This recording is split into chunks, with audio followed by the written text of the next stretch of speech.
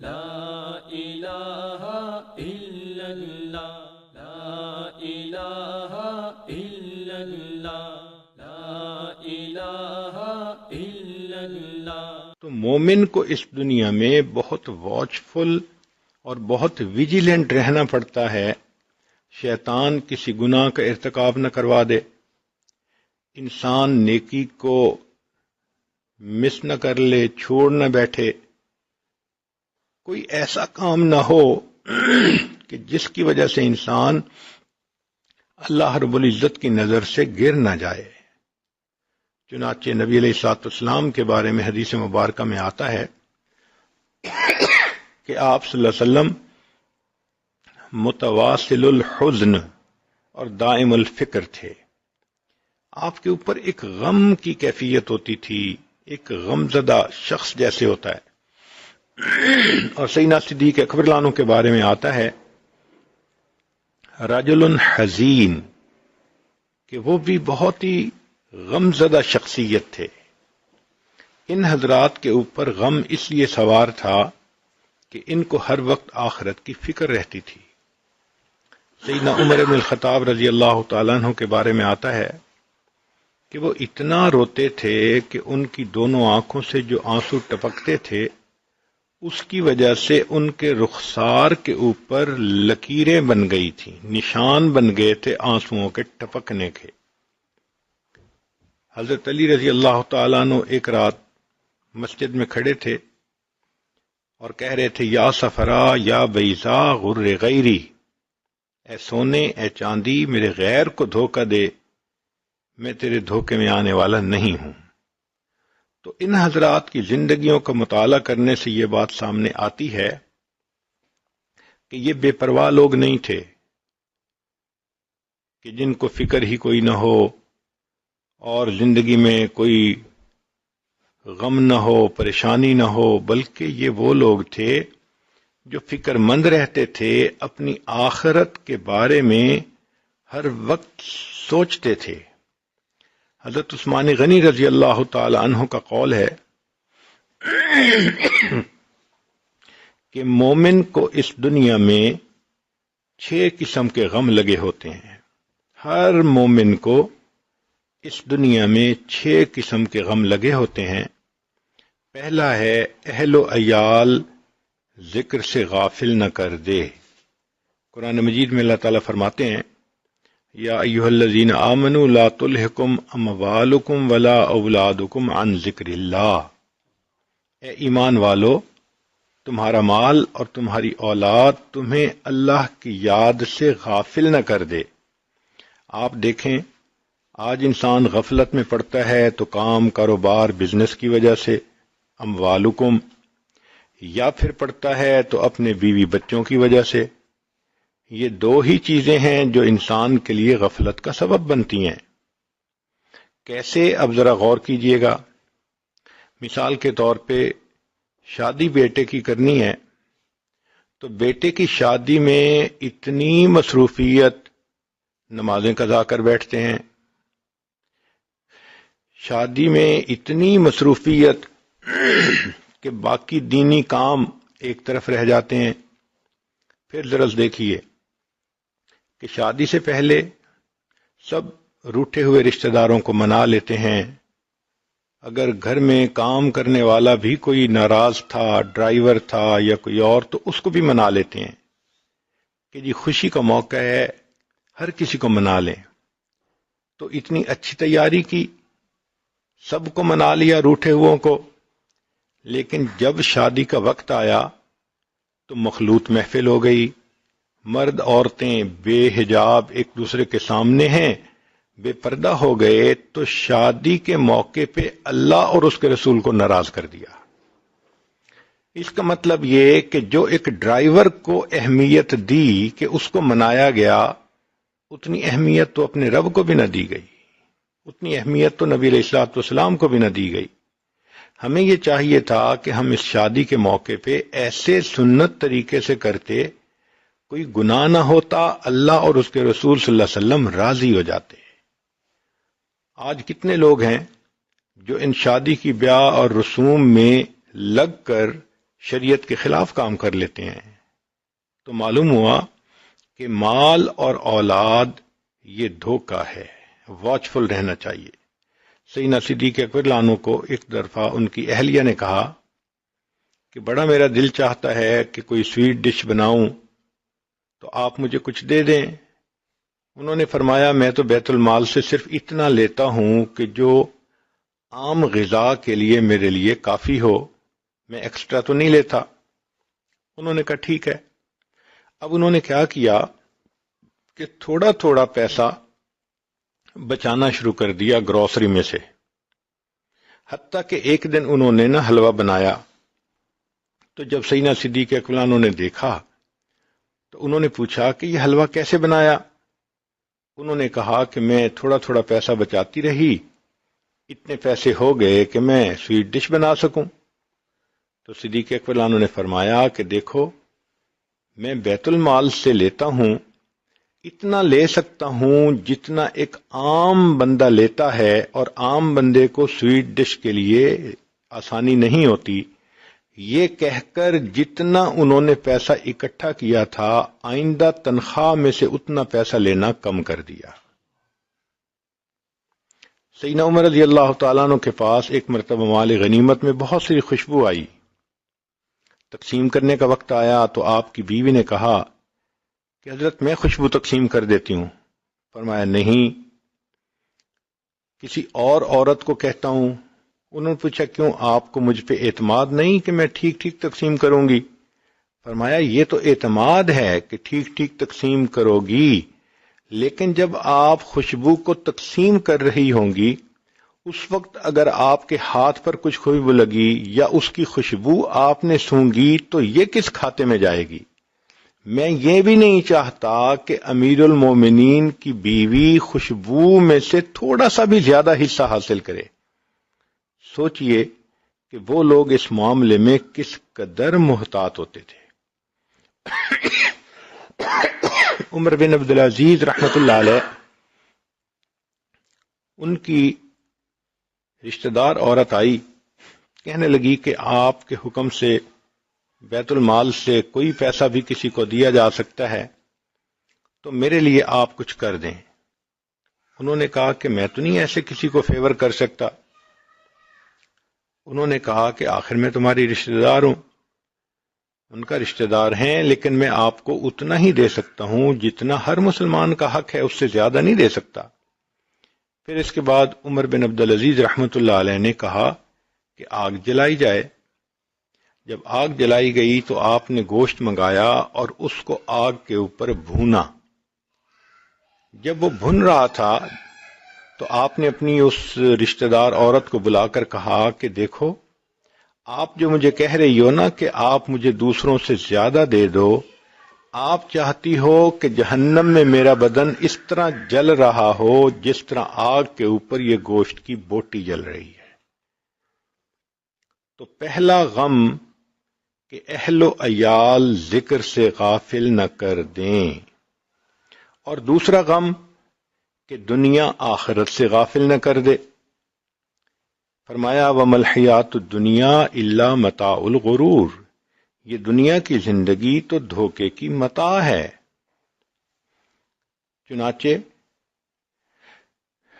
Harut اور ماروت جو جادو لائے تھے، جب وہ جادو لوگ کرتے تھے تو یفرقون بہ بین المرء وزوجہ، اس جادو کی وجہ سے خاوند اور بیوی کے درمیان فاصلے ہو جاتے تھے، جدائی ہو جاتی تھی۔ لیکن یہ دنیا ایسی جادوگرنی ہے کہ جس پر دنیا کا جادو چل جاتا ہے، یفرق بین المرء وربہ، یہ بندے اور اس کے رب کے درمیان فاصلے ڈال دیتی ہے۔ تو یہ ایسی جادوگرنی کہ ہاروت ماروت کے جادو سے بھی بڑا جادو اس کے پاس ہے۔ نبی علیہ السلام نے 2 لفظوں میں بات سمجھا دی۔ فرمایا الدنیا حلوۃ خضرۃ، دنیا بڑی میٹھی ہے، بڑی سرسبز ہے۔ دیکھیں میٹھی چیز کھانے سے انسان کا جی نہیں بھرتا، پیٹ بھر سکتا ہے، جی نہیں بھرتا۔ اب آئس کریم مختلف فلیورز کی انسان جتنا بھی کھائے، چاکلیٹ کھائے، اس لیے نہ کھائے کہ بھئی ویٹ نہ گین کر لوں، یہ الگ بات ہے، مگر طبیعت تو چاہتی ہے کہ کھاتا ہی رہے۔ اسی طرح سرسبز اگر کوئی سینری ہو تو اس کو دیکھنے سے جی نہیں بھرتا۔ تو نبی علیہ السلام نے فرمایا یہ دنیا میٹھی بھی ہے، سرسبز بھی ہے۔ جتنا بندہ دنیا کے اندر انوالو ہوتا ہے کاموں میں، اتنا یہ اور بندے کو اپنے اندر الجھا لیتی ہے اور اس کو موت سے غافل کر دیتی ہے، لہذا یہ بھی انسان کے لیے دھوکہ بن جاتی ہے۔ چنانچہ ایک مرتبہ ایک بڑے میاں تھے جن کی عمر 85 سال تھی۔ اس عاجز نے ان سے بات کی کہ بھئی اب تو ایسی عمر ہے کہ ہمیں چاہیے کہ ہم نماز پڑھیں، نیکی کریں، آخرت کی تیاری کریں۔ تو میری ساری بات سننے کے بعد اس بڑے میاں نے اپنے گھٹنے کو پکڑا اور کہنے لگے کہ پیر صاحب اس گھٹنے میں ذرا درد ہے، دعا کرو یہ درد ٹھیک ہو جائے، پھر میں نماز شروع کر دوں گا۔ اب جو بندہ 85 سال کی عمر میں گھٹنے کے درد ٹھیک ہونے کا منتظر ہے، یہ دھوکہ نہیں تو پھر اور کیا ہے؟ نوجوان بچی کو کہیں کہ نماز پڑھو، آگے سے جواب ملتا ہے میں کون سی اماں دادی بن گئی ہوں۔ یہ دھوکہ ہے۔ یہ کہاں لکھا ہے کہ صرف اماں اور دادی کو موت آتی ہے؟ کتنی بچیاں جوانی کی عمر میں فوت ہو جاتی ہیں، کوئی ایکسیڈنٹ کے ذریعے، کوئی بیماری کے ذریعے۔ تو یوں ذہن میں رکھنا کہ ہم اس وقت مریں گے جب بال سفید ہو جائیں گے، تو یہ دھوکہ ہے۔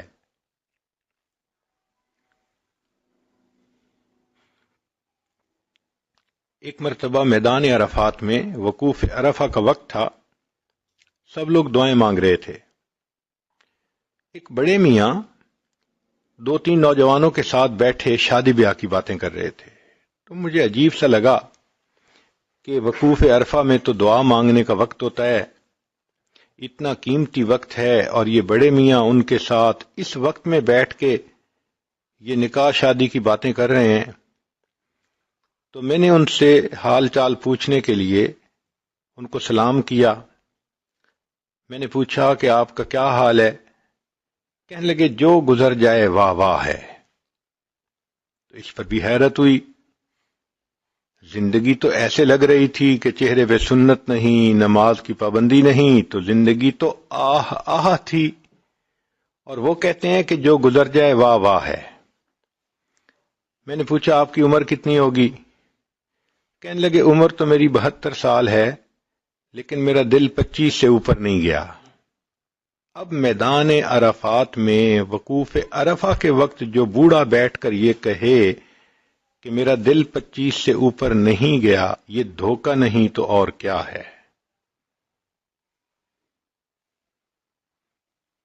مسکین ابن آدم لباسہ کفن مرکبہ جنازہ ولدہ یتیم منزلہ قبر فراشہ تراب حلالہا حساب و حرامہا عذاب۔ کیا یہ دنیا ہے؟ حلال بھی اس میں سب کچھ ہوگا تو حساب دینا پڑے گا، اور اگر حرام ہوا تو عذاب اس کے بدلے میں ہوگا۔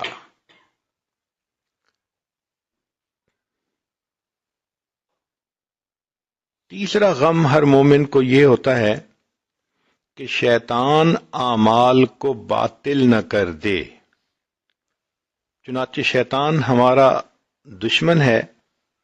قرآن مجید میں رب کریم نے فرما دیا ان الشیطان لکم عدو فاتخذوہ عدوا، یہ شیطان تمہارا دشمن ہے، تم اس کو دشمن ہی بنا کے رکھو۔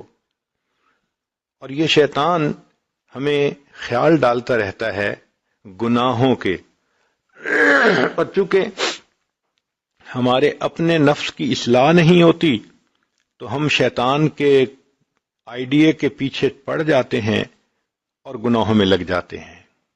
ہمارے مشائخ کو اللہ رب العزت جزائے خیر عطا فرمائے کہ انہوں نے کھول کھول کے بتایا کہ شیطان انسان پر کیسے حملہ کرتا ہے۔ تو آج ذرا اس بات کو تسلی سے سن لیجئے کہ شیطان انسان کو 3 طرح سے دھوکہ دیتا ہے۔ سب سے پہلے جب انسان نے کوئی نیکی کا کام کرنا ہوتا ہے تو ذہن میں ڈالتا ہے اچھا پھر کر لیں گے، توبہ کرنی ہے ہاں پھر کر لیں گے، نماز شروع کرنی ہے اچھا پھر کر لیں گے، یعنی اس موقع پہ نہیں کرنے دیتا۔ چنانچہ ایک مرتبہ ایک صاحب ملے جن کی عمر تقریباً 65 سال تھی۔ میں نے ان سے بات کی نماز کے بارے میں کہ آپ شروع کیجئے، اب تو ریٹائرمنٹ کی ایج آ گئی، آپ فارغ ہوتے ہیں اور اللہ نے آپ کو خوب مال پیسہ دیا ہے، آپ کو کوئی رزق کی پریشانی بھی نہیں۔ تو انہوں نے اپنے پوتے کو اٹھایا ہوا تھا جس کی عمر تقریباً کوئی 1.5 سال تھی، تو اس کی طرف اشارہ کر کے کہنے لگے حضرت میں نے عہد کر لیا۔ میں نے پوچھا کیا؟ کہ یہ عہد کر لیا کہ میں اپنے اس پوتے کو حافظ بناؤں گا، اور جس دن اس نے تراویح کی نماز کرنی ہے شروع میں، اس دن نماز کی ابتدا کر دوں گا۔ اب یہ دھوکہ نہیں تو اور کیا ہے؟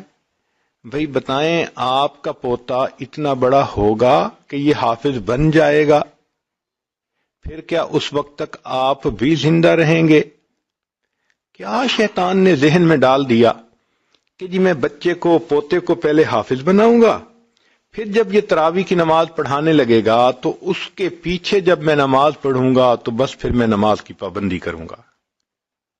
تو یہ دھوکہ ہے کہ وہ ذہن میں ڈال دیتا ہے۔ کتنے لوگ ہیں ان سے اگر بات کریں کہ آپ یہ کام شروع کریں، جی میں نے نیت کی تھی ہے بس انشاءاللہ حج پہ جانا ہے، پھر میں نے بالکل نیک بن کے لوٹنا ہے، تو شیطان موقع پہ فی الفور توبہ نہیں کرنے دیتا، آگے ٹالتا ہے۔ اسی طرح طالبات کے ذہن میں یہ ڈالتا ہے ابھی تو پڑھ رہی ہیں، بس انشاءاللہ پڑھ کے پھر اکٹھا عمل کریں گے۔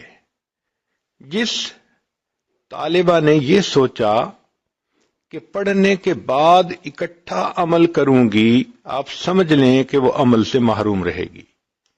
جو عمل کرنے والی ہوتی ہیں وہ ادھر پڑھتی ہیں ادھر عمل کرتی ہیں، ادھر پڑھتی ہیں ادھر عمل کرتی ہیں، اللہ ان کو جیسے علم کی توفیق دیتا ہے عمل کی بھی توفیق عطا فرما دیتا ہے۔ تو یہ تو دھوکہ ہے کہ نیک اعمال کو انسان ٹال دے۔ آپ نے بہت سارے عورتوں کو دیکھا ہوگا، بچہ کہتا ہے امی میں چہرے پہ داڑھی رکھنا چاہتا ہوں، اچھا ٹھیک ہے شادی کے بعد رکھ لینا۔ اب یہ جو بچے کو کہا جا رہا ہے کہ شادی کے بعد رکھ لینا، یہ شیطان کا آئیڈیا ہے کہ وہ موقع پہ نہیں کہنے دیتا۔ چنانچہ لڑکا کہتا ہے امی مجھے نیک دیندار بیوی چاہیے، عالمہ چاہیے، اور آگے سے ماں جواب دیتی ہے بس وہ میں نے اپنے بھائی کی بیٹی سے کر لینا ہے، تمہارے پاس آئے گی اس کو نیک بنا لینا۔ یہ جتنی اس قسم کی باتیں ہیں کہ تم یہ کر لینا یہ کر لینا، سمجھ لیں کہ یہ شیطان کی طرف سے ہوتی ہیں۔ تو پہلا دھوکہ شیطان یہ دیتا ہے کہ فوراً نیکی نہیں کرنے دیتا، کہتے کہ اچھا پھر کر لیں گے، اور اگر کوئی انسان اس کی یہ بات نہ مانے کہ بھئی کل کر لیں گے، یہ کہے کہ نہیں مجھے تو آج ہی نیکی کرنی ہے، تو شیطان اپنی ہار نہیں مانتا، شیطان پھر دوسرا راؤنڈ شروع کر دیتا ہے۔ دوسرا راؤنڈ کیا؟ کہ نیکی کے دوران اس کے ذہن میں وصف سے ڈالتا ہے۔ مثلا آپ نے نماز کی نیت باندھ لی تو اب یہ ہار نہیں مانے گا کہ بھئی میں نے تو روکا تھا کل سے نماز شروع کرنا، یہ تو ابھی کھڑی ہو گئی مصلی پہ، بلکہ وہ کیا کرے گا؟ نماز کے دوران کبھی دوست کا خیال، کبھی بچے کا خیال، کبھی فلاں کا خیال، اب یہ وسوسے ڈال رہا ہے۔ تو وساوس کے ذریعے انسان کی عبادت کی کوالٹی کو گرائے گا کہ یہ وسوسوں بھری نماز اللہ کے سامنے جائے گی تو پھٹے کپڑے کی طرح منہ پہ مار دی جائے گی۔ تو یہ سمجھ لیتا ہے کہ اس نے میری بات نہیں مانی، یہ وضو کر کے مصلی پہ کھڑی ہو گئی۔ اب کھڑی ہو گئی تو اب دوسرا راؤنڈ کیا کہ اس کو یکسوئی سے عبادت مت کرنے دو، اس کے ذہن میں خیال ڈالتے رہو. چنانچہ کبھی اس کو کوئی خیال، کبھی کوئی خیال. ایک مرتبہ ایک صاحب بتانے لگے کہ میں نے عہد کیا کہ آج میں ایسی 2 رکعت پڑھوں گا کہ جس 2 رکعت میں مجھے کوئی دنیا کا خیال نہ آئے، تکبیر اولیٰ سے لے کے سلام پھیرنے تک بس اللہ ہی کی یاد رہے. میں 2 رکعت پڑھتا، پھر کوئی نہ کوئی خیال، پھر 2 رکعت پڑھتا، پھر 2 رکعت پڑھتا، حتیٰ کہ میں نے 20 رکعت پڑھ لی اور نماز میں کوئی نہ کوئی خیال میں لگ جاتا. پھر میں نے ایک دفعہ کہا کہ اب تو میں تھک بھی گیا ہوں، بس آخری 2 رکعت ایسے پڑھنی ہے کہ مجھے کوئی خیال نہ آئے. کہنے لگا کہ جب میں نے آخری 2 رکعت کی نیت باندھی تو پوری نماز میں یہی سوچتا رہا کہ مجھے کوئی خیال نہ آئے، مجھے کوئی خیال نہ آئے. اور سلام پھیرنے کے بعد خیال آیا کہ اللہ کو تو یاد کرنے کی بجائے میں تو خیال ہی میں لگا رہا کہ مجھے کوئی خیال نہ آئے. تو یہ دوسرا دھوکہ ہوتا ہے شیطان کا کہ اعمال کو یکسوئی سے نہیں کرنے دیتا. ایک طالبہ پڑھنے کے لیے تو مدرسے میں آ گئی، لیکن اب شیطان اس کو وسوسے دلاتا ہے. کبھی گھر کی یاد دلائے گا، کبھی بہن کی یاد آئے گی، کبھی کسی دوست کی یاد آئے گی، دل اچاٹ کرے گا تاکہ پڑھائی میں دل نہ لگے، سبق یاد نہ کر سکے اور اچھی طرح دلچسپی سے یہ جو ہے علم حاصل نہ کرے. تو یہ شیطان کی دوسری ٹرائی ہوتی ہے کہ عمل کے دوران بندے کو صحیح عمل نہیں کرنے دیتا. اور اگر انسان فرض کرو عمل کر بھی لے اور شیطان کے وساوس کی طرف دھیان نہ دے تو شیطان پھر بھی ہار نہیں مانتا. پھر ایک تیسرا راؤنڈ شروع ہو جاتا ہے.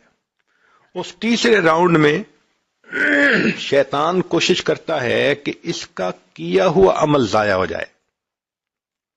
یہ سب سے زیادہ خطرناک چیز ہے. کیسے؟ ریا کے ذریعے سے.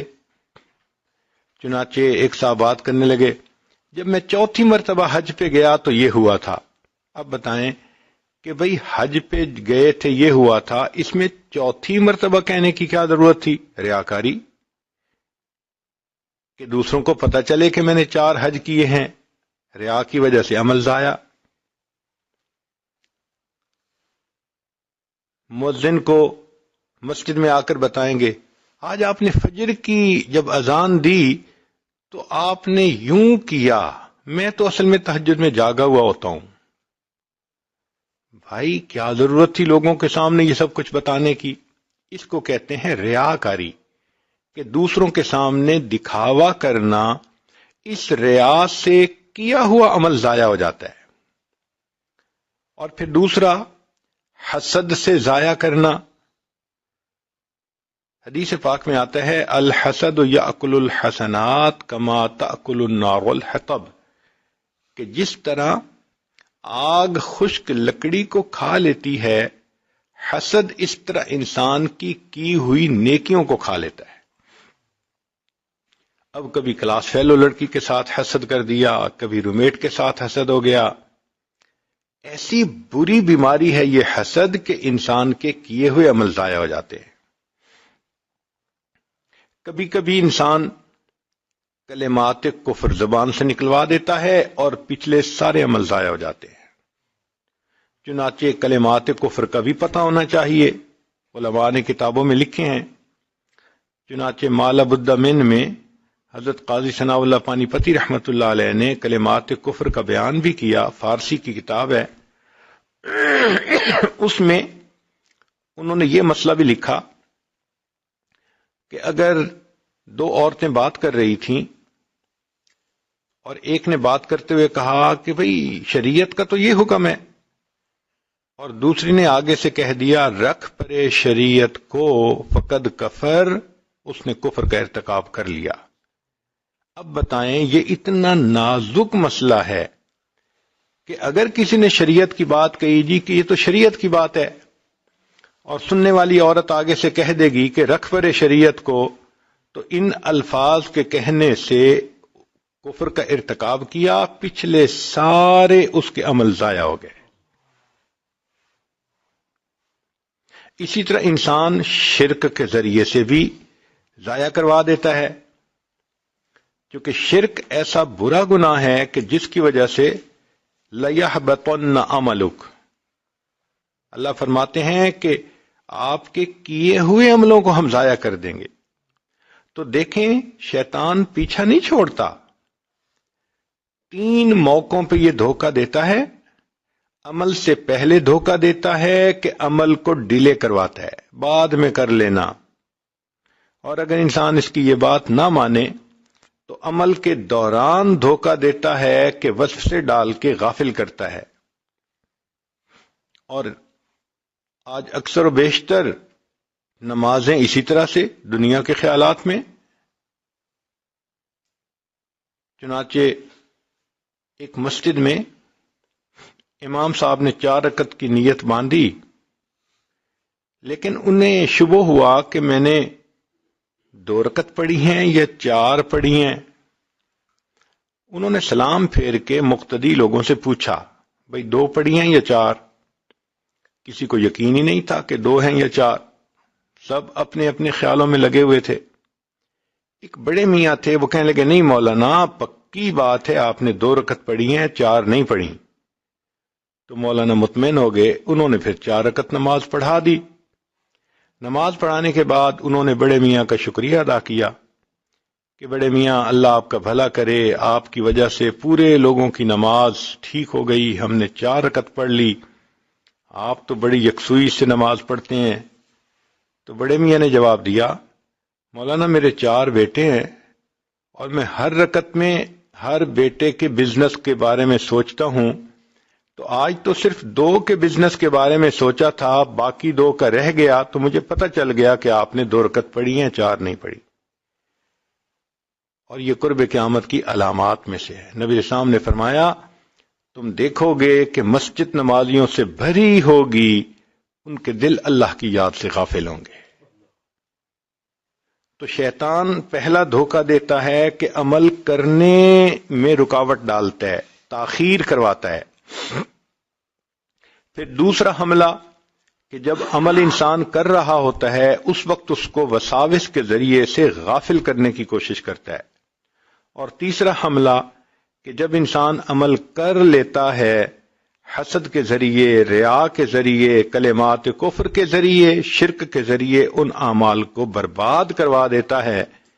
اس لیے یہ شیطان ہمارا پکا دشمن ہے۔ تو 6 غم ہر مومن کے لیے ہیں دنیا میں۔ پہلا غم اہل و عیال ذکر سے غافل نہ کر دے، دوسرا غم دنیا آخرت سے غافل نہ کر دے، تیسرا غم کہ شیطان اعمال کو باطل نہ کر دے، اور چوتھا غم کہ کرامن کاتبین نافرمانی نہ لکھ لیں۔ چنانچہ انسان جو بھی گناہ کرتا ہے ان گناہوں کو اسی وقت لکھنے والے فرشتے لکھ لیتے ہیں۔ ان علیکم لحافظین کرامن کاتبین یعلمون ما تفعلون۔ تو ہمارے اوپر محافظ متعین ہیں، جو گناہ کرتے ہیں وہ فرشتے لکھ لیتے ہیں۔ تو مومن کو ہر وقت یہ فکر ہوتی ہے۔ اللہ والے ہر وقت یہ سوچتے ہیں کہ کوئی ایسا عمل نہ ہو کہ فرشتے نام اعمال میں گناہ لکھ لیں۔ امام ربانی مجدد ثانی رحمۃ اللہ علیہ فرماتے ہیں اس امت میں ایسی پاک باز ہستیاں گزری ہیں کہ ان کے گناہ لکھنے والے فرشتے کو 20 سال تک گناہ لکھنے کا موقع نہیں ملا۔ اللہ اکبر کبیرہ۔ چنانچہ عبداللہ ابن مبارک رحمۃ اللہ علیہ مشہور محدث ہیں، انہوں نے ایک واقعہ لکھا، المرأۃ متکلمۃ بالقرآن، ایک عورت جو صرف قرآن مجید کے الفاظ سے ہی گفتگو کرتی تھی۔ وہ کہتے ہیں کہ میں حج عمرے سے فارغ ہو کے واپس آ رہا تھا ایک درخت کے نیچے میں دوپہر کو قیلولہ کرنے کے لیے لیٹ گیا، تھکا ہوا تھا۔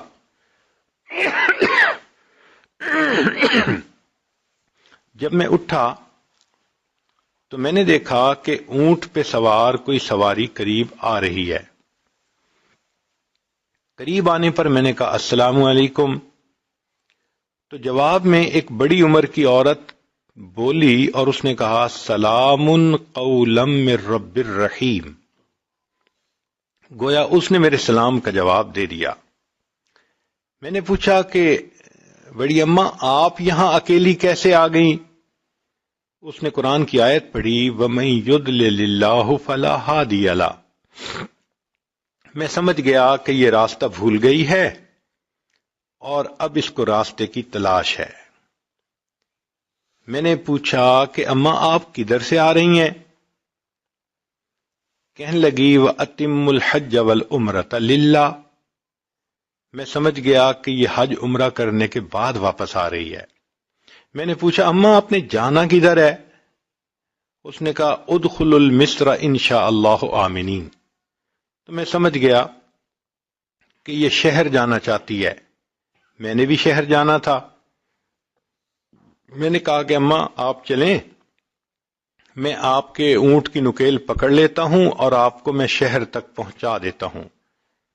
کہنے لگی ان احسنتم احسنتم لانفسکم۔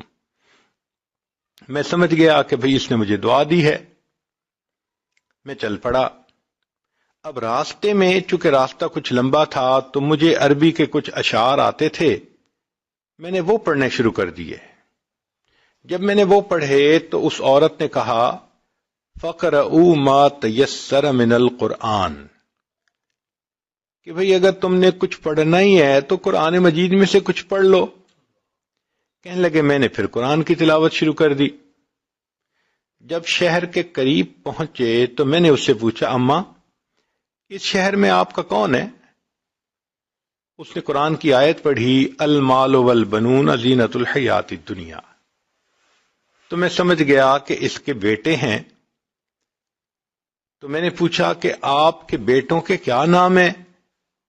اس نے قرآن کی آیت پڑھی ابراہیم و اسماعیل و اسحاق و یعقوب۔ تو مجھے پتہ چل گیا کہ اس کے یہ 4 بیٹے ہیں۔ تو میں نے اس جگہ پہنچ کے جہاں قافلے اترتے تھے ان بچوں کا نام لے کے آواز لگائی تو میں نے دیکھا کہ 4 نوجوان بچے جن کے چہروں پہ نیکی کا نور تھا، بہت منور چہرے تھے، تقوی نظر آتا تھا ان کی زندگی میں، اتباع سنت نظر آتی تھی، وہ اس کے بیٹے تھے۔ وہ چاروں کے چاروں آگے وہ اپنی والدہ کو ڈھونڈتے پھر رہے تھے اور فکر مند تھے کہ والدہ کی سواری کہاں رہ گئی۔ والدہ کو ملے، سواری، انہوں نے اللہ کا شکر ادا کیا۔ اب ان کی والدہ نے ان کو کہا کہ قرآن مجید کی آیت پڑھ کے کہا کہ وَيُطْعِمُونَ الطَّعَامَ، یعنی بچوں کو یہ کہا کہ یہ جو شخص مجھے لے کے آیا ہے اس کو کھانا کھلا کے بھیجو۔ تو بچوں کے پاس کھانا تھا، انہوں نے فوراً دسترخوان لگایا اور انہوں نے مجھے کھانا کھلایا۔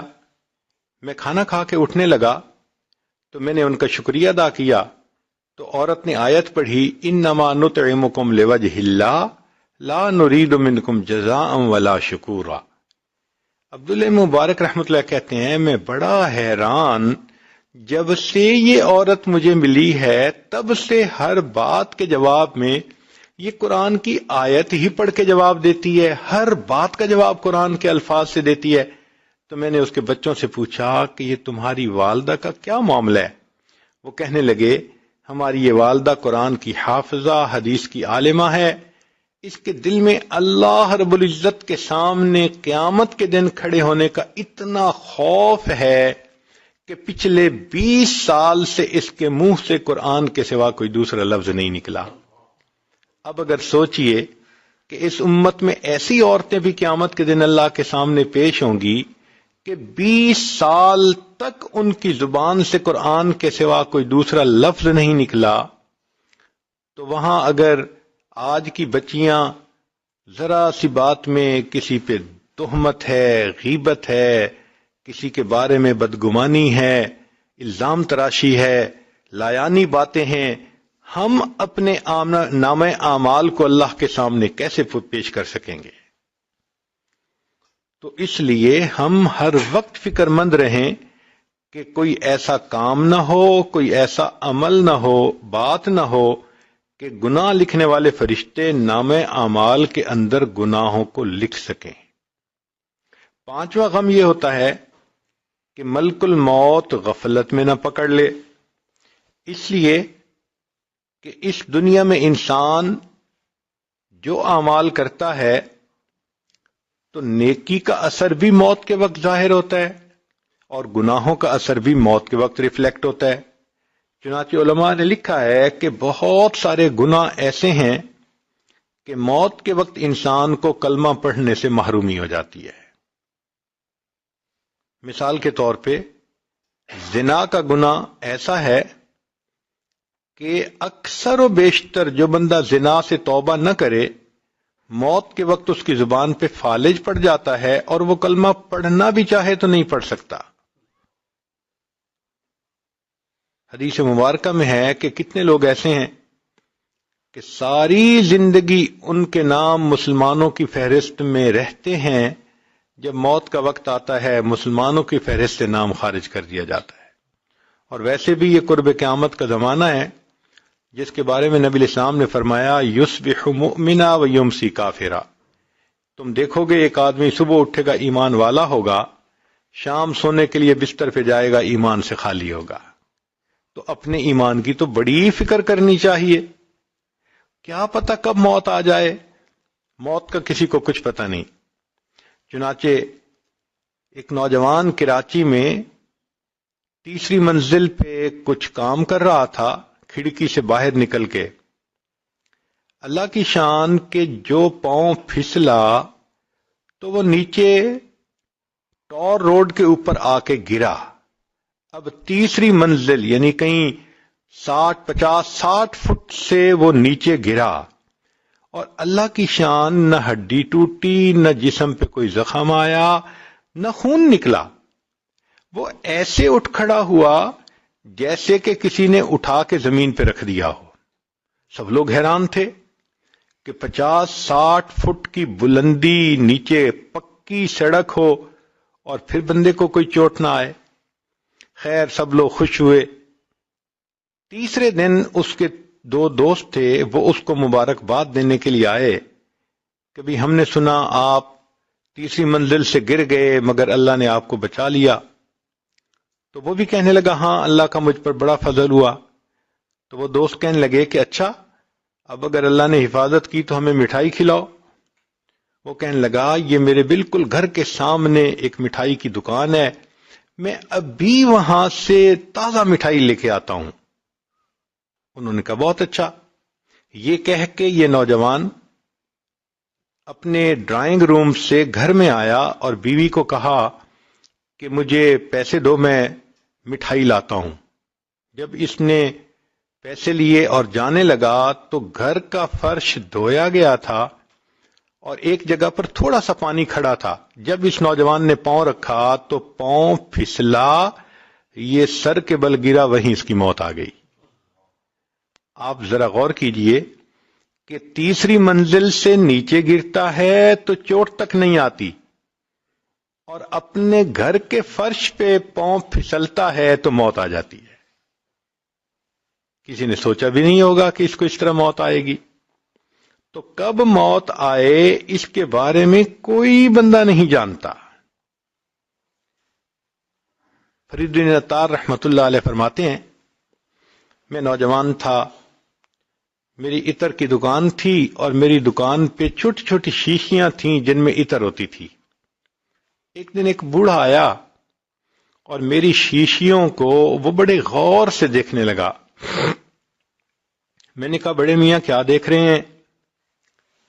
اس نے کہا میں دیکھ رہا ہوں کہ اتنی شیشیوں میں آپ کی جان اٹکی ہوئی ہے، یہ جان کیسے نکلے گی؟ تو کہنے لگے مجھے بڑا غصہ آیا، میں نے کہا جیسے آپ کی نکلے گی ویسے میری نکلے گی۔ تو جیسے ہی میں نے یہ کہا تو وہ بڑے میاں کہنے لگے اچھا نوجوان پھر میری تو جان ایسے نکلے گی.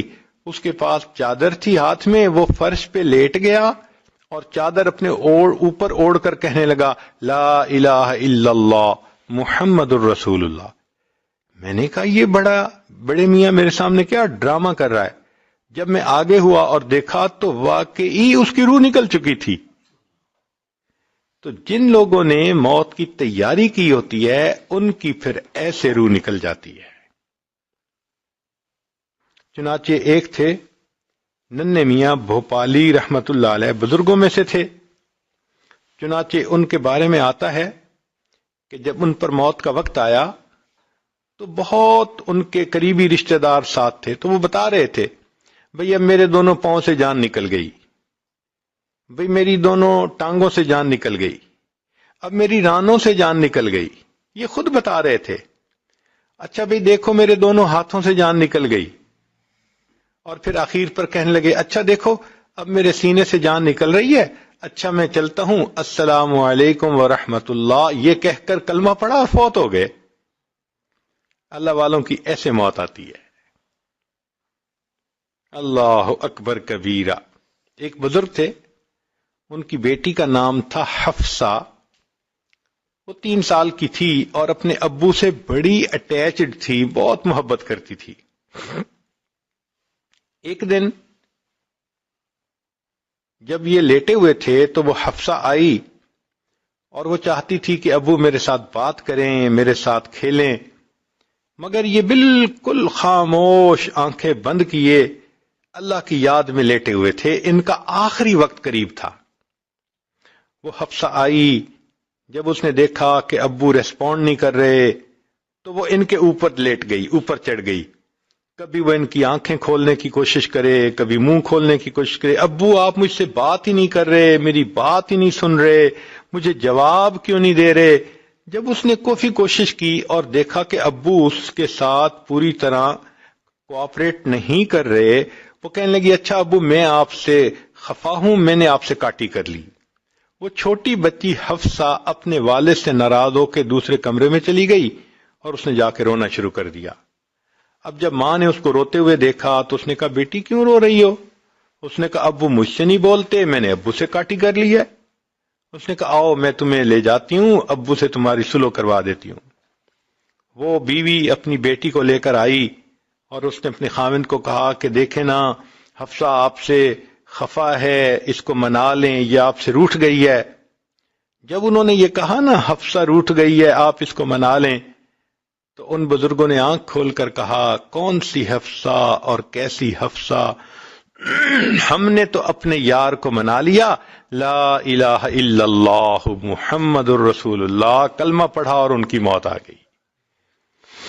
تو جنہوں نے نیکی پہ زندگی گزاری ہوتی ہے ان کو یوں کلمے پہ موت آتی ہے, اور جنہوں نے گناہوں کی زندگی گزاری ہوتی ہے موت کے وقت ان سے کلمے کی نعمت ہی چلی جاتی ہے. تو ملک الموت غفلت میں نہ پکڑ لے, یہ بھی مومن کو غم سوار ہوتا ہے. اور ایک چھٹا غم کہ اللہ تعالی کی خفیہ تدبیر ایمان کو ختم نہ کر دے. چنانچہ ہمارے اکابر اس بات پہ بہت ڈرا کرتے تھے کہ آج تو اللہ نے ایمان عطا کیا, پتہ نہیں موت تک یہ محفوظ رہے گا یا نہیں رہے گا.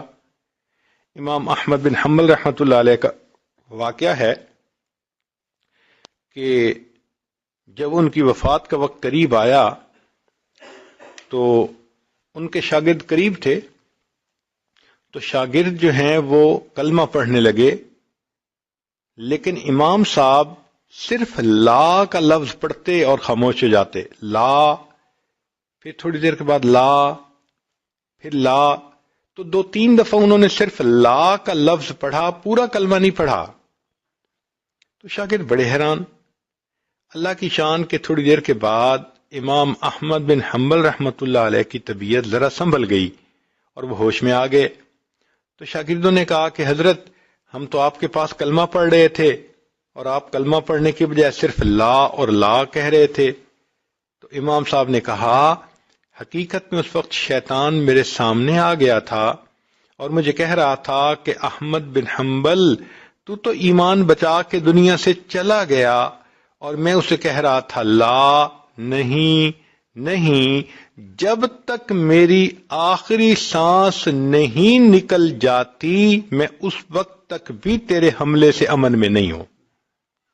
تو ہمارے اکابر تو آخری لمحے تک غمزدہ رہتے تھے کہ کہیں کوئی ایسی غلطی نہ ہو کہ کہیں ایمان ضائع نہ ہو جائے۔ اور واقعی اس دنیا میں کتنے لوگ آئے کہ جنہوں نے ابتدا میں عبادت کی زندگی گزاری، لیکن بالآخر آخری عمر ان کی ہدایت سے ہٹ کر گمراہی میں چلی گئی۔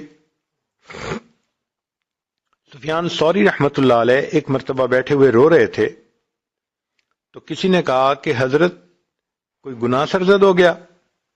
تو ان کے سامنے گندم کا دانہ پڑا تھا، انہوں نے گندم کا دانہ اٹھا کر دکھایا اور فرمایا کہ میں نے اپنی زندگی میں اپنے رب کی اتنی بھی نافرمانی نہیں کی جتنا یہ گندم کا دانہ ہے۔ اس نے کہا اگر اتنی بھی نافرمانی نہیں کی تو پھر روتے کیوں ہیں؟ تو وہ فرمانے لگے کہ میں روتا اس بات پہ ہوں کہ اللہ رب العزت نے مجھے ایمان کی جو دولت ابھی عطا فرمائی ہے، معلوم نہیں یہ موت تک محفوظ رہے گی یا نہیں رہے گی۔ ذرا غور کیجئے کہ یہ حضرات اپنے آخری وقت پر موت کے معاملے میں کس قدر غمزدہ رہتے تھے کہ کہیں آخری وقت میں ایمان سے ہم محروم نہ ہو جائیں۔ اور قرآن مجید کی ایک آیت بھی ہے، اللہ فرماتے ہیں سَنَسْتَدْرِجُهُم مِّنْ حَيْثُ لَا يَعْلَمُونَ، ہم ان کو درجہ بدرجہ اتاریں گے۔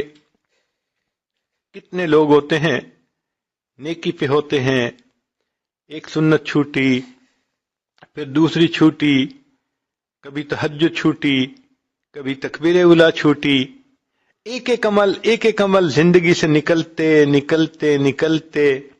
کچھ سالوں کے بعد ایک ایسی کیفیت میں وہ آ جاتے ہیں کہ نیکی سے بہت دور ہو جاتے ہیں۔ تو فرمایا سَنَسْتَدْرِجُهُم مِّنْ حَيْثُ لَا يَعْلَمُونَ، ہم ان کو اس طرح درجہ بدرجہ اتاریں گے ان کو پتہ بھی نہیں چلے گا۔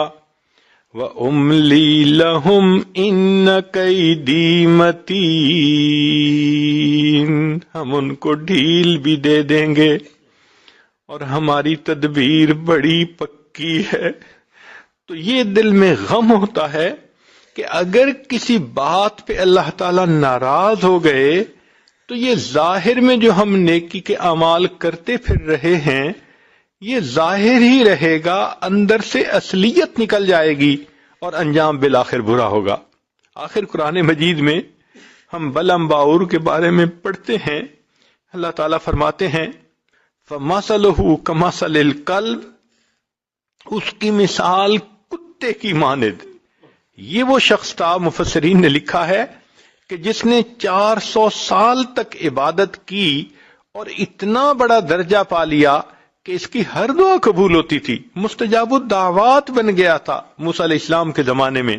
اب ذرا غور کیجئے، جس بندے نے سینکڑوں سال سجدے کیے، اللہ کی عبادت میں زندگی گزاری، اور جس کو ایسا مقام ملا کہ اس کی ہر دعا قبول ہوتی ہے، پھر اس نے موسیٰ علیہ السلام کی مخالفت کی، نتیجہ کیا نکلا؟ روحانیت کے سب درجوں سے نیچے گر گیا۔ اللہ فرماتے ہیں فَمَثَلُهُ كَمَثَلِ الْكَلْبِ، اس کی مثال کتے کی مانند ہے۔ جب یہ کتے کا لفظ پڑھتے ہیں تو دل ڈرتا ہے کہ اللہ وہ بھی تو آخر انسان تھا. اتنے 100 سال کی عبادت کے باوجود آپ نے اس کو کتا فرما دیا. کوئی اپنی عبادت پہ کیسے ناز کر سکتا ہے؟ اپنے علم پہ، عمل پہ کیسے ناز کر سکتا ہے؟ اس لیے ہمیں چاہیے کہ ہم اللہ رب العزت سے ڈرتے رہیں. جب نہ آئے، تکبر نہ آئے، میں نہ آئے، انسان اپنے آپ کو دوسروں سے بہتر اور برتر نہ سمجھے. بس یہی سمجھے اللہ میں کمزور بندہ ہوں، آپ مجھے عمل کی توفیق عطا فرماتے ہیں، اب ان عملوں کی حفاظت کی بھی توفیق دے دیجئے. اور اللہ جب دنیا سے جانے کا وقت آئے تو ہمارے ایمان کی بھی حفاظت فرما دیجئے. جس بندے کو ایسے غم لگے ہوئے ہوں تو وہ بندہ پھر غم زدہ ہی نظر آئے گا. چنانچہ نبی علیہ الصلوۃ والسلام کے بارے میں حدیث مبارکہ میں آتا ہے کہ نبی علیہ الصلوۃ والسلام متواصل الفکر تھے، دائم الحزن تھے. اللہ تعالی ہمیں بھی آخرت کا یہ غم عطا فرما دے.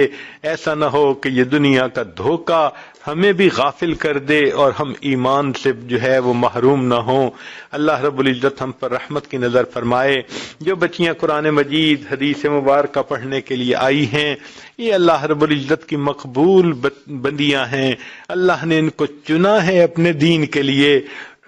اب ان کو چاہیے کہ یہ اور زیادہ دین کی محنت کے لیے اور دین کو مقصد زندگی بنانے کے لیے اللہ سے دعائیں مانگتی رہیں، کرتی بھی رہیں اور ڈرتی بھی رہیں. جو انسان عمل بھی کرتا ہے پھر اللہ سے ڈرتا بھی ہے، اللہ اس کے ایمان کی حفاظت فرماتے ہیں. رب کریم اس جامعہ کو یا اس ادارے کو دن دگنی رات چوگنی ترقی نصیب فرمائے. جو پڑھنے والی بچیاں ہیں اللہ ان کو اپنی مقبول بندیوں میں شامل فرمائے. اور اللہ تعالیٰ ان بچیوں کے گھروں میں، والدین کی زندگیوں میں نیکی دینداری کی زندگی نصیب فرمائے. وآخر دعوانا ان الحمد للہ رب العالمین. دعا سے پہلے یہ آج توبہ کے کلمات پڑھائے گا.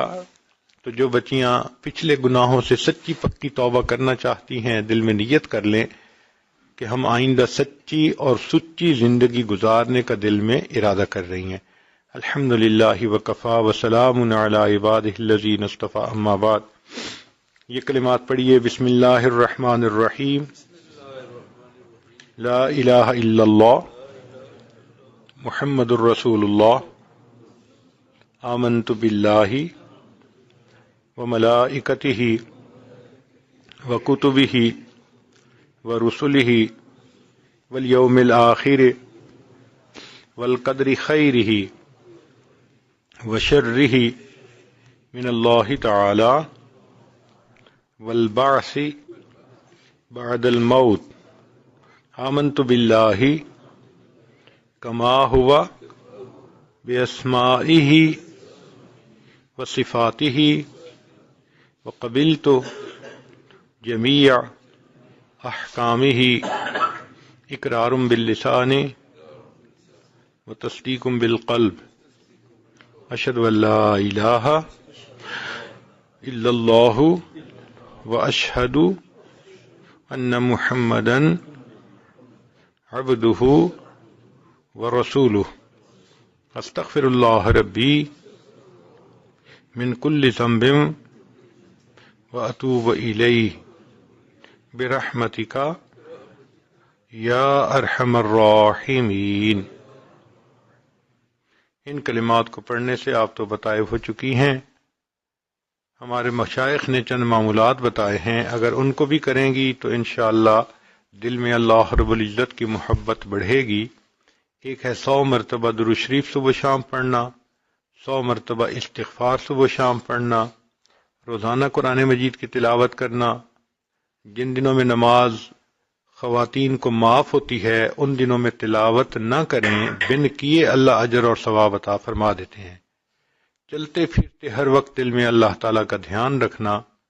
اور آخری چیز ہے کہ جب بھی آپ صبح یا عشاء کی نماز پڑھیں تو تھوڑی دیر کے لیے مصلی پہ اللہ سے لو لگا کر بیٹھ جائیں اور یہ سوچیں کہ اللہ رب العزت کی رحمت آ رہی ہے، دل میں سما رہی ہے، دل کی ظلمت اور سیاہی دور ہو رہی ہے اور دل اللہ اللہ اللہ یہ دل کہہ رہا ہے۔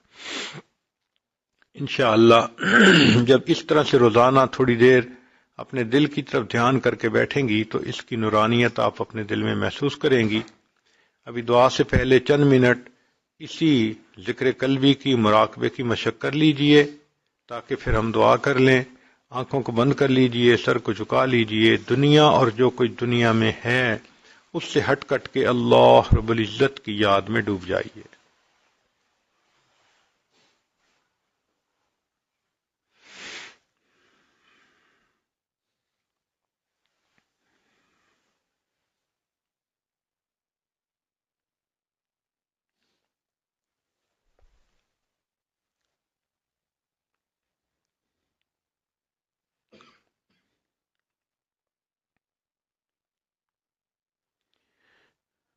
واو ہرس والا دل بدل دے،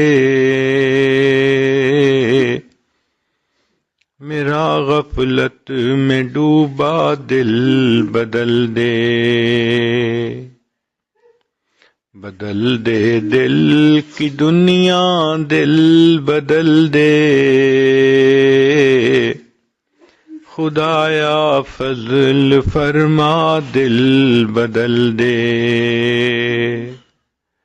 گنہگاری میں کب تک عمر کاٹوں، گنہگاری میں کب تک عمر کاٹوں، بدل دے میرا رستہ دل بدل دے، سنوں میں نام تیرا دھڑکنوں میں، مزہ آ جائے مولا دل بدل دے، ہٹا لوں آنکھ اپنی ماں سوا سے، جیوں میں تیری خاطر دل بدل دے، یہ کیسا دل ہے سینے میں الہی، یہ زندہ بھی ہے مردہ دل بدل دے، پڑا ہوں تیرے در پر دل شکستہ، پڑا ہوں تیرے در پر دل شکستہ،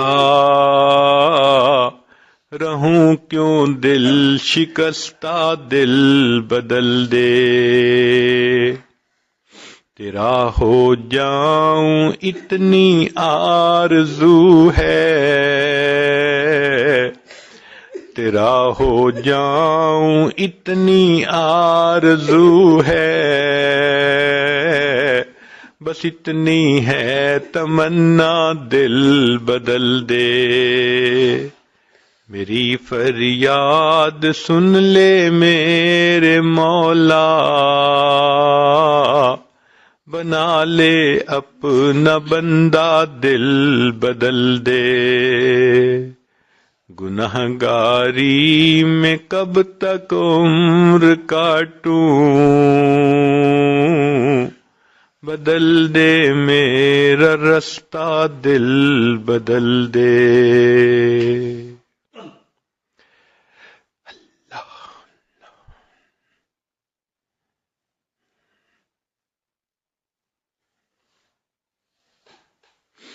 لا الہ الا اللہ محمد الرسول اللہ۔ دعا کر لیجئے، سبحان ربی الاعلی الوہاب، اللہم صلی علی سیدنا محمد وعلی آل سیدنا محمد وبارک وسلم۔ اے کریم آقا، ہم آپ کے عاجز مسکین بندے ہیں، ہمارے گناہوں کو معاف فرما، خطاؤں سے درگزر فرما، عیبوں کی پردہ پوشی فرما، جو گناہ ہم نے دن میں کیے معاف فرما، راتوں میں کیے معاف فرما، محفل میں کیے معاف فرما، تنہائیوں میں کیے معاف فرما، جو گناہ ہمیں یاد ہیں وہ بھی معاف فرما، جو کر کے بھول گئے وہ گناہ بھی معاف فرما۔ اے کریم آقا، آنے والے وقت کو گزرے وقت سے بہتر فرما، آنے والی زندگی کو گزری ہوئی زندگی کا کفارہ بنا، رب کریم ہمارے جسمانی بیماریوں کو دور فرما، روحانی بیماریوں کو دور فرما۔ اس سے پہلے کہ ظاہر کی آنکھیں بند ہو جائیں، من کی آنکھیں کھلنے کی توفیق عطا فرما۔ اس سے پہلے کہ لوگ ہمیں کلمہ پڑھائیں، ہمیں اپنے اختیار سے کلمہ پڑھنے کی توفیق عطا فرما۔ اس سے پہلے کہ لوگ ہمیں غسل دیں، ہمیں غسل توبہ کرنے کی توفیق عطا فرما۔ اس سے پہلے کہ لوگ کفن پہنائیں، ہمیں تقوی کی پوشاک پہننے کی توفیق عطا فرما۔ اس سے پہلے کہ ہماری نماز پڑھی جائے، اللہ ہمیں نماز کی حضوری نصیب فرما۔ اور اس سے پہلے کہ قیامت کے دن آپ کے سامنے پیشی ہو، اللہ ہمیں اپنی بارگاہ میں قبولیت نصیب فرما۔ اے کریم آقا، ہمارے آنے والے وقت کو گزرے وقت سے بہتر فرما۔ علم حاصل ہونے کے بعد جہالت کے کاموں سے محفوظ فرما۔ اللہ، عزتیں ملنے کے بعد ذلت سے محفوظ فرما۔ اے کریم آقا، اپنے قرب کے بعد دوری سے محفوظ فرما۔ ہدایت ملنے کے بعد گمراہی سے محفوظ فرما۔ دوستی کے رنگ میں دشمنی کرنے والوں سے بھی محفوظ فرما۔ اللہ، ہم پر رحمت کی نظر فرما۔ اے اللہ، جو روٹی کا سائل ہوتا ہے اس کا تو کوئی مسئلہ نہیں، ایک در سے نہ ملے وہ دوسرے پہ چلا جاتا ہے، نہ ملے تیسرے پہ چلا جاتا ہے۔ اللہ، مسئلہ تو ہمارا ہے جن کے پاس ایک ہی در ہے۔ ہم اچھی طرح جانتے ہیں اللہ، جو آپ کے در سے خالی اٹھتا ہے وہی بد نصیب ہوتا ہے۔ اے کریم، اپنے در سے خالی نہ اٹھائیے۔ اللہ، ہم پر رحمت کی نظر ڈال دیجئے، جھولیاں بھر دیجئے۔ اے اللہ، یہ طالبات مستورات آپ کے سامنے دامن پھیلائے بیٹھی ہیں، ان کی نیک مرادوں کو پورا فرما دیجئے۔ اللہ، جو بچیاں پڑھنے والی ہیں ان کے سینوں کو علم کے نور سے منور فرما۔ اے اللہ، جو پڑھانے والی معلمات ہیں ان کی محنتوں کو قبول فرما۔ جو ادارے کا اہتمام انتظام چلانے والے ہیں اللہ، ان کی بھی قربانیوں کو قبول فرما۔ جو ادارے کے معاونین ہیں اللہ، ان کو اپنے مقربین میں شامل فرما۔ اے میرے مولا، ہم پر رحمت کی نظر فرما۔ کریم آقا، یوسف علیہ السلام نے بھائیوں کو معاف کرتے ہوئے کہا تھا لا تثریب علیکم اليوم۔ اللہ، آپ کے پیارے حبیب صلی اللہ علیہ وسلم نے فتح مکہ کے دن قریش مکہ کو معاف کرتے ہوئے یہی کہہ دیا تھا لا تثریب علیکم اليوم، جاؤ تمہارے اوپر کوئی گناہ نہیں۔ اے اللہ، آپ سب کریموں سے بڑے کریم ہیں اور آپ کو اپنی شان کریمی پہ بڑا ناز ہے۔ قرآن مجید میں آپ نے اس کے جا بجا تذکرے بھی کیے ہیں۔ اللہ، آج اپنی شان کریمی کا اظہار فرما دیجئے، اپنے بندے بندیوں کو یہی فرما دیجئے لا تثریب علیکم اليوم اذهبوا انتم الطلقاء، جاؤ تم بخش آئے ہو۔ میرے مولا، تیری ایک نگاہ کی بات ہے، میری زندگی کا سوال ہے۔ اے اللہ، آپ رحمت کی نظر فرما دیجئے، ہمارے گناہوں کو بخش دیجئے، ہمیں نیکی کے رستے پہ چڑھا دیجئے۔ اے اللہ، استقامت عطا فرما دیجئے۔ اے اللہ، جو زندگی میں نیک اعمال کیے اللہ، ان کو شرف قبولیت عطا فرما دیجئے، اور آئندہ ہماری ہر سے نفس شیطان سے حفاظت فرما دیجئے۔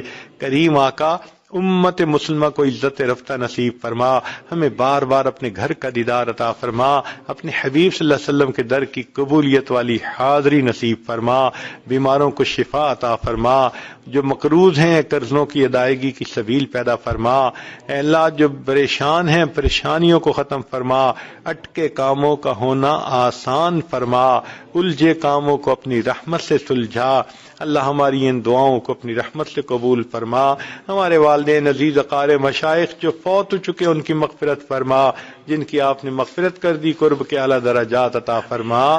اللہ، ہماری ان دعاؤں کو قبول فرما۔